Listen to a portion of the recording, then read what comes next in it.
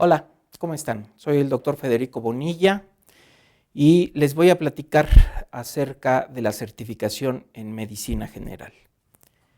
La certificación es un procedimiento que se ha venido generando a través de los años y que específicamente en el área médica tiene implicaciones muy especiales, dado que este es un procedimiento que ya tiene muchos años establecido y el médico, y específicamente la ciencia médica, es una de las áreas donde de manera más específica se nota el porqué de un proceso de certificación. ¿Por qué vamos a certificar a los médicos? Lo primero es garantizar a la sociedad la calidad de los profesionales de la medicina. Hay que reconocer de manera pública a los médicos que son de calidad, que están certificados, además de que es necesario incentivar que el profesionista alcance niveles de calidad óptima a nivel internacional. Obviamente, uno de los propósitos más importantes de la certificación es fomentar que el médico se actualice. Además, es necesario verificar el nivel de competencia profesional a través de los años. Y esto es muy importante porque en medicina, para poder ejercer la práctica médica, lo único que se requiere es tener una cédula profesional. Y esta cédula profesional es una patente para el ejercicio de la profesión que solamente se extingue por dos situaciones. La primera de ellas, como resultado de una sentencia en un juicio, y la segunda, como consecuencia de la muerte del dueño de esa patente, o sea, del médico.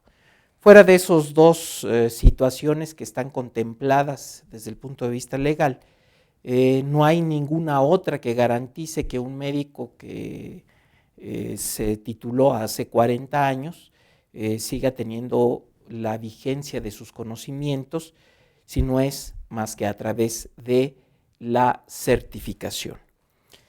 Obviamente la certificación tiene como propósito evitar la obsolescencia de la práctica profesional debido a que todos los procedimientos, muchas tecnologías se han venido integrando a través de los años y si el médico no las integra en su práctica profesional, pues definitivamente estará haciendo cosas que ya no son vigentes.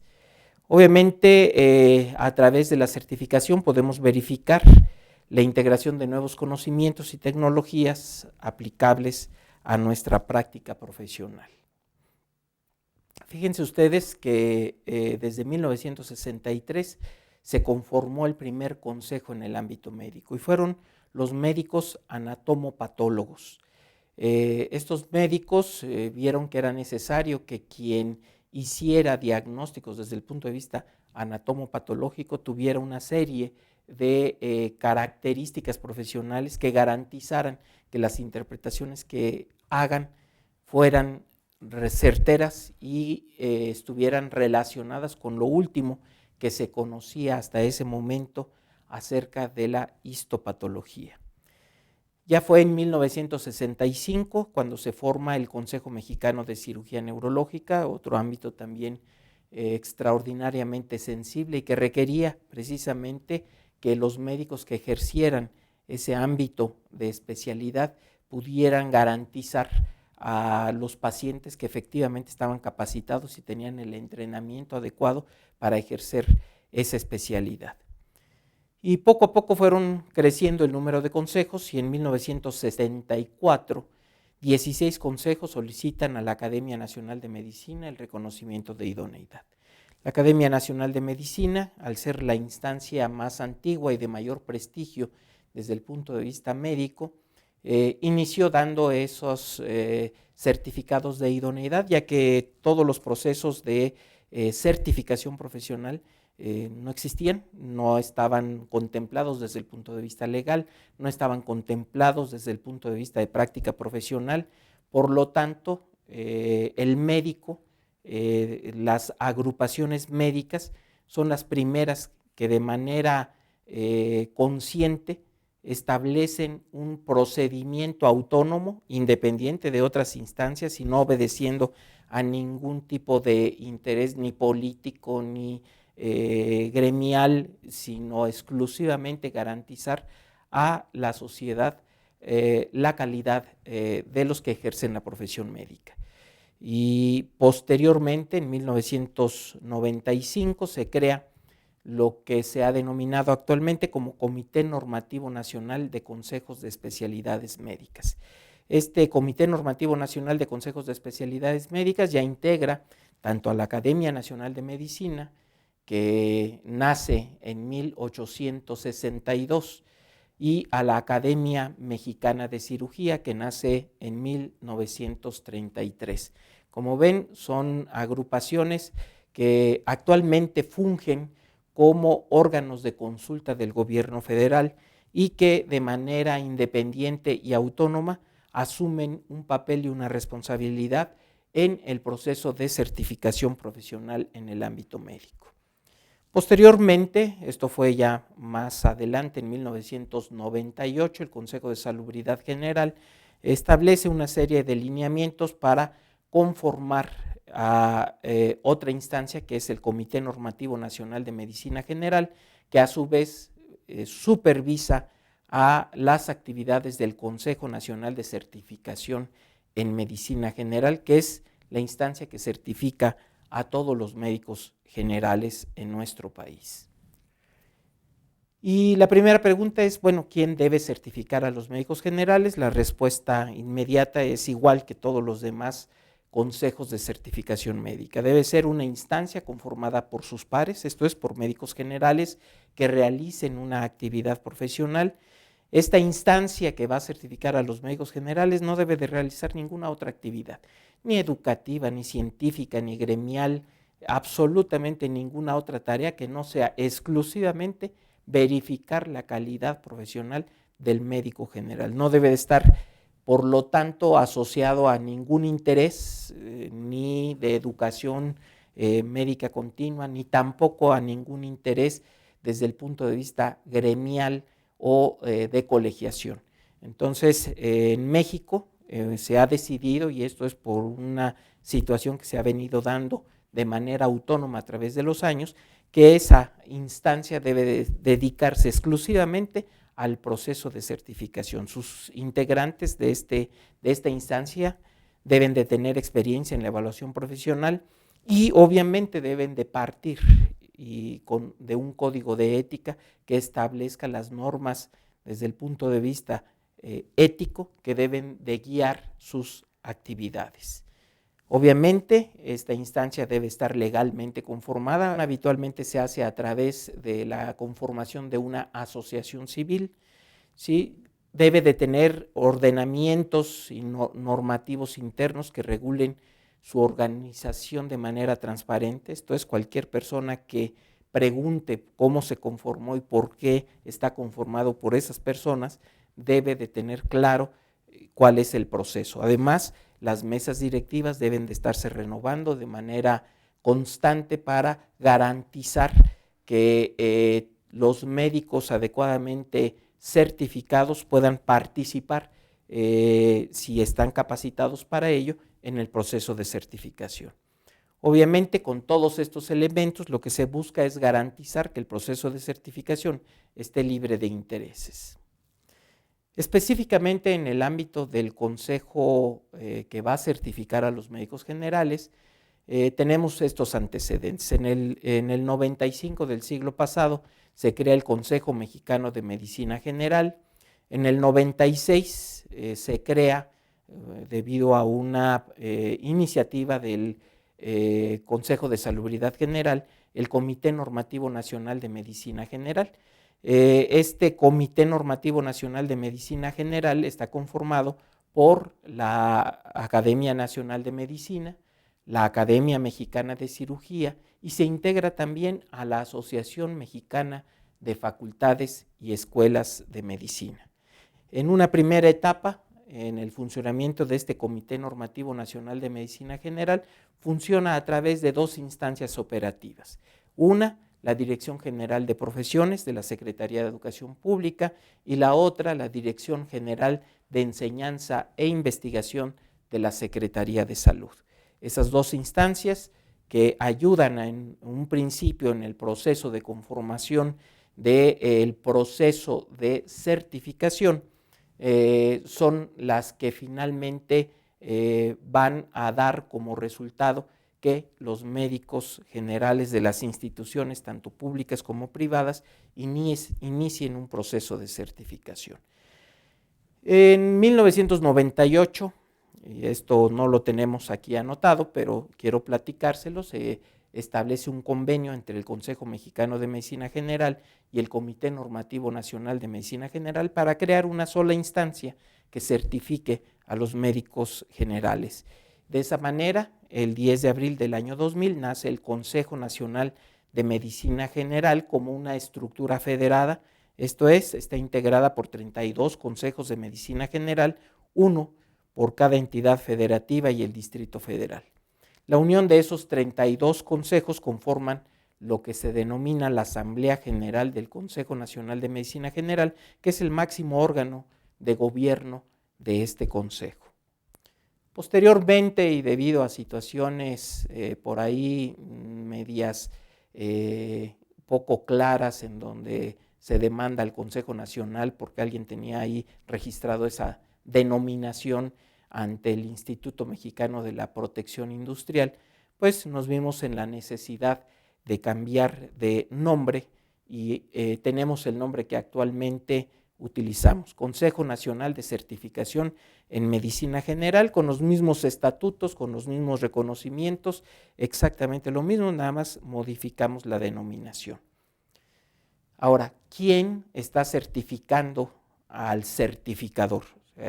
La instancia que certifica a los médicos generales es este consejo, ya vimos cuáles son las características que cumple esta agrupación y obviamente se genera el Comité Normativo Nacional de Medicina General, que ahora en esta segunda etapa está conformado también por la Academia Nacional de Medicina, por la Academia Mexicana de Cirugía, por la Asociación Mexicana de Facultades y Escuelas de Medicina, y ahora se integra a este órgano el Consejo Nacional de Certificación en Medicina General.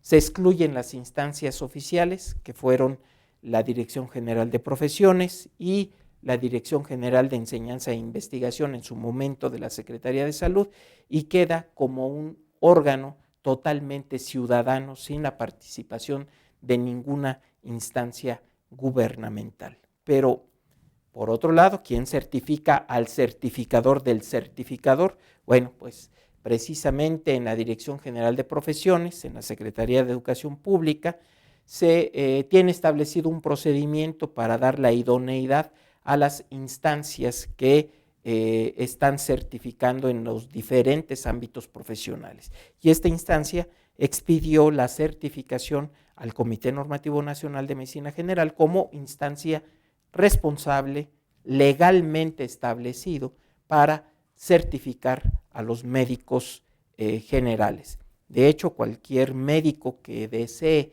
ejercer como médico aquí en la República Mexicana deberá de primero presentar su examen de certificación ante el Consejo Nacional de Medicina General.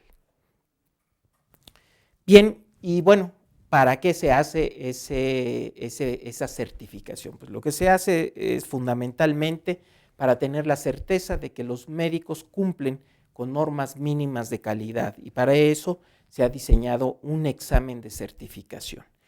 Y como tal, como todo examen, debe tener ciertas características. Debe de ser objetivo, debe de ser confiable y debe de ser válido.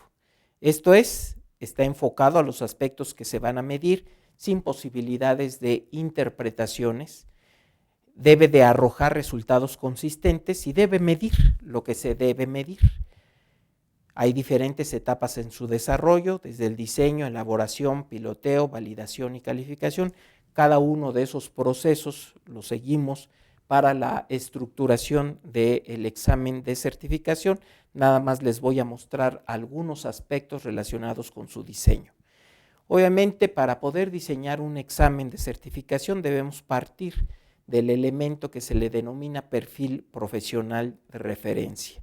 ¿Sí? ¿Por qué? Porque pues en eso se fundamenta la prueba, es lo que determina la medida de lo que vamos a evaluar, la capacidad que tiene ese médico específicamente, y debe de incluir los temas, los subtemas, el nivel de profundidad del conocimiento que se pide, así como un nivel taxonómico de la capacidad. Para ello, partimos de lo que hemos denominado perfil profesional del médico general mexicano. En un principio, este Consejo Nacional utilizó el perfil profesional del médico general que había establecido la Asociación Mexicana de Facultades y Escuelas de Medicina. Sin embargo, para los aspectos operativos propiamente ya de un médico en ejercicio profesional, no de un egresado de una carrera de medicina, que pareciera lo mismo, pero a la hora de hacer los procesos ya de cuál es la competencia profesional, hay algunas variaciones muy importantes que definitivamente le dan un sentido diferente a este perfil profesional. Nuestro perfil profesional del médico general mexicano parte de un enunciado que es un profesional de la medicina ubicado en el primer nivel de atención, que atiende al individuo y a la familia en cualquier momento del proceso salud-enfermedad, considerando los aspectos del entorno social y comunitario, independientemente de la edad, del género o el estado de salud, con dos aspectos que son fundamentales y pudiéramos decir exclusivos del médico general, de una manera integral y continua. Además, este médico da prioridad a una actitud anticipatoria utilizando el enfoque de riesgo, proporciona atención en el consultorio, en el hospital, en el domicilio del paciente o en la comunidad y aplica ese juicio clínico que ha venido desarrollando a través de su formación profesional para integrar en su práctica diaria los aspectos tecnológicos y de procedimientos que signifiquen un avance en la calidad de la atención.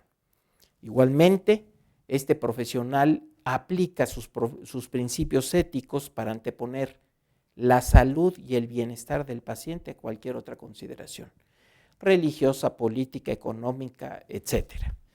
Debe de hacer un uso racional de la referencia para canalizar a los pacientes que así lo requieran a otros niveles de atención y debe integrar en su práctica profesional los aspectos que precisamente definen a este médico general, que son la práctica de la asistencia, la docencia, la investigación y la administración. Con base en este enunciado, hemos establecido 6 competencias profesionales del médico general mexicano. No los voy a aburrir, nada más les voy a decir de manera general cuáles son estas competencias. Una es el dominio de la práctica de la medicina general y es precisamente esto que ya habíamos hablado sobre la necesidad de atender a todos los individuos de manera integral en todos los ámbitos que ya hemos comentado. Igualmente, identifica a su práctica profesional que está conformada por esos 4 ejes indispensables en la práctica del médico general: la asistencia, la docencia, la administración y la investigación, y enfoca su práctica profesional de una manera proactiva y anticipatoria, teniendo como ejes de su desempeño profesional a la prevención. La segunda competencia es la generación y aplicación del conocimiento médico-científico a la práctica de la medicina general. Para ello debe tener la habilidad de obtener y utilizar el conocimiento médico-científico, debe tener una actitud crítica y propositiva para convertir sus experiencias cotidianas en protocolos de investigación que sirvan para responder a preguntas y despejar dudas sobre los fenómenos inherentes al proceso salud-enfermedad propios de la práctica de la medicina general, así como también deberá tener capacidad para trabajar de manera interactiva en redes del conocimiento. Y esto es debido precisamente a las experiencias que se tienen en muchos lugares sobre la necesidad de establecer estas redes del conocimiento para el desarrollo de la medicina general en todos los ámbitos. Obviamente, y esto solamente se logra a través de interactuar con el segundo y el tercer nivel de atención, así como con otras instituciones, fundamentalmente de enseñanza superior, que están desarrollando protocolos de investigación, y hay que generar unos puentes y vasos comunicantes con esos centros de desarrollo científico en el área médica. Otro de los aspectos fundamentales que forman parte de este perfil profesional y de estas competencias es esa capacidad de autoaprendizaje y labor docente, teniendo como principal idea que el médico debe de ser el responsable de su propia capacitación, de su actualización permanente, y a la vez debe de servir como un elemento que transmita sus conocimientos, sus habilidades, destrezas a otros colegas, al personal de salud con el que trabaja, y necesariamente debe de cumplir una labor docente con su paciente. Es muy importante que el médico sepa que debe de ser un docente, que no debe de escapar de esa responsabilidad y debe demostrar al paciente su capacidad de aprendizaje. ¿Qué otros aspectos? Como una cuarta competencia, hablamos de un trabajo en equipo, integración al sistema de salud, para integrarse precisamente a un equipo de trabajo. El médico general debe formar parte de un grupo en donde cada uno realiza diferentes tareas, y además esto involucrado dentro de un sistema nacional de salud. Debe de conocer todas las normas oficiales mexicanas, debe de conocer todos los programas establecidos en el Sistema Nacional de Salud y debe de saber cómo aplicarlos. Ese es otro de los puntos. Una quinta competencia es su capacidad de comunicación, de ética y humanismo. Debe de saber identificar esos fenómenos de comunicación que se dan en la relación médico-paciente, siempre manteniendo una actitud objetiva, proactiva y respetuosa hacia el paciente. Debe de utilizar su capacidad de comunicación para transmitir esa información clara, coherente y acorde al nivel socioeducativo del paciente. Igualmente debe de saber identificar y resolver las dudas y preocupaciones de sus pacientes. Asimismo, debe de conocer sus capacidades y limitaciones y debe de saber manejar una relación médico-paciente que antepone la perspectiva ética o humanista a cualquier otra consideración. Esos son los aspectos fundamentales. Y finalmente, nuestra sexta competencia es la administración en la atención de la medicina general, en donde debemos de saber manejar los recursos del paciente o de la institución en la que se maneja para buscar una buena relación costo-beneficio con las actividades que realizamos. Debe de analizar los procesos de atención médica y ver la manera de mejorarlos, y debe llevar un adecuado registro del expediente clínico, que es un documento fundamental para la investigación y el seguimiento de nuestros pacientes. Pues bien, una vez que ya definimos qué cosa entendemos como médico general, pasamos a la siguiente etapa del diseño de nuestro examen y realizamos lo que se llama tabla de especificaciones. En esta tabla de especificaciones vamos a presentar de una manera lógica los componentes definidos en un ámbito operativo. Debemos de establecer el nivel y tipo cognoscitivo que deberán ser medidos en la prueba y señalar el número de reactivos que deberán elaborarse por cada uno de los componentes del examen, ¿sí? Entonces, para hacer esos aspectos, dividimos la temática de la medicina general en áreas básicas del conocimiento, en áreas específicas del conocimiento, en temas y subtemas. Y así es como definimos las 10 áreas básicas del conocimiento de la medicina general. Después de muchas discusiones, después de analizar todo lo que podemos considerar como el conocimiento del médico general, hemos definido que está establecido por estas áreas: medicina interna, urgencias, ginecología y obstetricia, pediatría, psiquiatría y salud mental, medicina familiar, auxiliares diagnósticos, informática médica, epidemiología, investigación y administración, y finalmente humanismo y ética médica. Hemos definido igualmente que hay 4 niveles de responsabilidad al médico general. El nivel 1 son conocimientos generales sobre el tema con derivación a otros miembros del equipo de salud u otros niveles de atención cuando sea necesario. Ya hablamos, por ejemplo, de ciertas alteraciones que requieren una atención altamente especializada, como una enfermedad de Cruzón, por ejemplo, que es una malformación craneofacial que requiere ser manejada por un equipo multidisciplinario muy complejo y que nosotros debemos de saberlo, conocerlo, pero obviamente no vamos a tener directamente ninguna responsabilidad en su manejo y evolución. Hay un nivel 2, donde debemos dominar el tema a nivel de conocimientos específicos con responsabilidad compartida con otros miembros del equipo de salud u otros niveles de atención. Un ejemplo de esto pues es, por ejemplo, una apendicitis o una colecistitis litiásica, que pues sí, tenemos que conocer perfectamente y cómo establecer el diagnóstico, pero la derivación deberá ser hacia otro nivel de atención para que desarrollen el procedimiento terapéutico, que habitualmente es quirúrgico.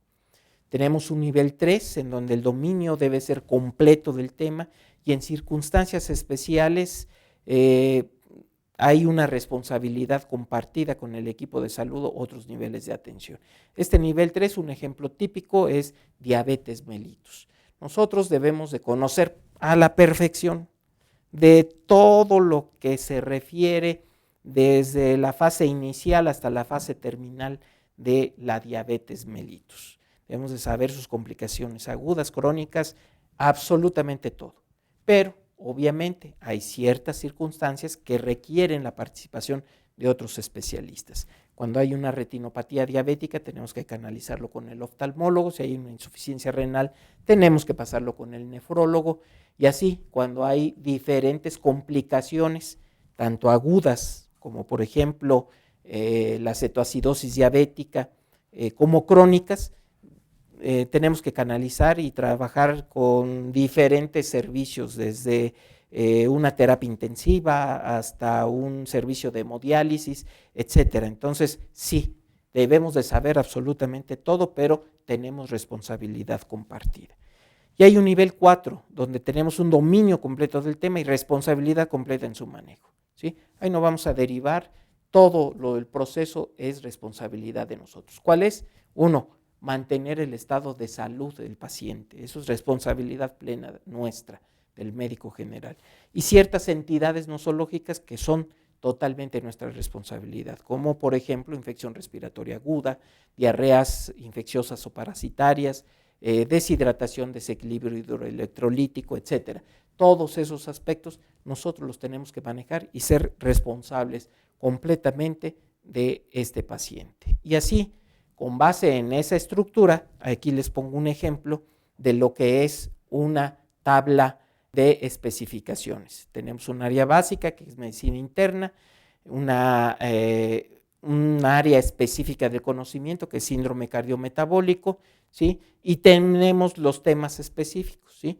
Como síndrome cardiometabólico, dislipidemias, el paciente con diabetes mellitus, abordaje integral del paciente con obesidad, hipertensión arterial, etcétera. Ahí están los temas y después ustedes podrán ver ahí los subtemas que se derivan de cada una de estas entidades. De esa manera estamos estableciendo cuál es la profundidad del conocimiento en esos ámbitos, en cada uno de esos subtemas, y de ahí salen precisamente los reactivos que nosotros estableceremos. Obviamente debemos de darle al médico que va a presentar un examen una bibliografía básica, de tal manera que sepa el médico que va a presentar su examen que todo lo que va a venir en ese examen forma parte de esta bibliografía básica, donde ustedes pueden ver que hay tanto libros de texto como algunos artículos, así como también normas oficiales mexicanas para el manejo de diversas entidades.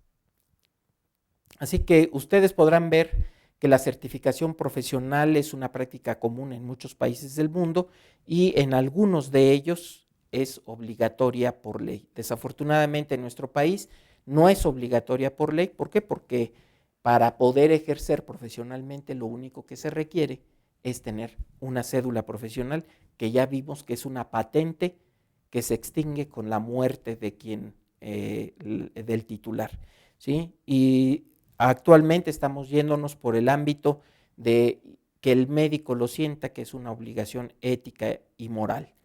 Actualmente hay instituciones que están exigiendo que el médico general debe estar certificado. Entonces van a ver que si quieren tener una plaza en una Secretaría de Salud estatal, les están exigiendo en muchas de ellas la certificación profesional. En el Distrito Federal se exige la certificación profesional. En Pemex, en aseguradoras, en bancos, en los hospitales privados, en el Poder Judicial de la Federación y en la Secretaría de la Defensa Nacional, todos los médicos que están ejerciendo la medicina general deben estar certificados. ¿Qué es lo que se requiere para certificar? El título de licenciatura en medicina, expedido por una institución de enseñanza superior, la cédula profesional, pagar la cuota establecida para este fin, presentar el examen de conocimientos y realizar un examen práctico ante paciente o ante simuladores. Este es un ejemplo de la certificación que se expide, ¿sí? Y una vez que se tiene esa primera certificación, que siempre deberá ser a través del examen, ya el que se certificó en una ocasión puede renovar su certificación a través de realizar actividades de educación médica continua, de realizar práctica clínica y de realizar actividades docentes, de investigación o actividades administrativas. Ahí pueden ustedes ver cómo se ha establecido el puntaje en la práctica clínica. Igualmente, el Comité Normativo Nacional de Medicina General ha generado un subcomité de educación médica continua que está conformado por 4 representantes de la Asociación Mexicana de Facultades y Escuelas de Medicina, 2 representantes de la Academia Nacional de Medicina, otros 2 de la Academia Mexicana de Cirugía y 2 del Consejo Nacional de Medicina General. Este subcomité va a revisar las actividades de educación médica continua que están dirigidas al médico general y darles un puntaje. Ahí pueden ustedes ver un ejemplo de cómo se hace este puntaje para sesiones académicas, para cursos, para congresos, así como también para diplomados, talleres y seminarios, actividades diversas de educación médica continua, algunas que tengan control de asistencia y permanencia, algunos que no lo tengan, todas tienen un puntaje específico. Igualmente, las actividades de educación médica continua a distancia, sincrónicas y asincrónicas, también tienen un puntaje. Quiero señalar que estos puntajes que ustedes ven actualmente están en revisión, se está haciendo un análisis muy minucioso y muy probablemente en un mediano plazo vamos a tener modificaciones en cómo se asignan las puntuaciones a estas actividades, pero cada vez se está haciendo una evaluación más minuciosa y más eficaz sobre estas actividades de educación médica continua para que aborden todos los ámbitos de actividad del médico, tanto publicaciones como actividades administrativas, actividades docentes. Actualmente todavía hay algunas controversias en la certificación profesional y cuando me refiero a certificación profesional me refiero a todas las profesiones, leyes, arquitectura, ingeniería, etcétera. Y una de ellas es, bueno, ¿quién va a certificar? En algunas instancias como la medicina está perfectamente claro quién certifica.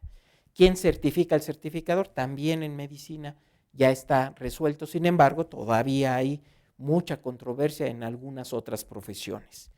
Finalmente, ¿qué cosa es lo que va a ocurrir con la certificación? Una de ellas es que esta certificación tenga una validez federal, esto es, cada estado tendrá sus criterios y normas. Nosotros ya estamos preparados, de hecho, el Consejo Nacional de Certificación en Medicina General está federado, está conformado por los consejos estatales, ya tenemos eso adelantado. Esa es una cuestión que va muy por delante de lo que está ocurriendo en otros procesos de certificación. Y finalmente, hay que hacer algo para que la certificación vaya de la mano a la vigencia de la licencia del ejercicio profesional, o sea, cédula profesional. Esto tendrá que ir de la mano de que esa cédula profesional sea una cédula profesional que se deberá refrendar con cierta periodicidad y considerando fundamentalmente este proceso de certificación. Pues bien, les agradezco mucho su atención y espero que cualquier duda que tengan, por favor, comuníquense con un servidor. Estamos aquí para darles cualquier información que así lo requieran y ya nos veremos personalmente para poder aclarar dudas. Muchísimas gracias y nos estamos viendo.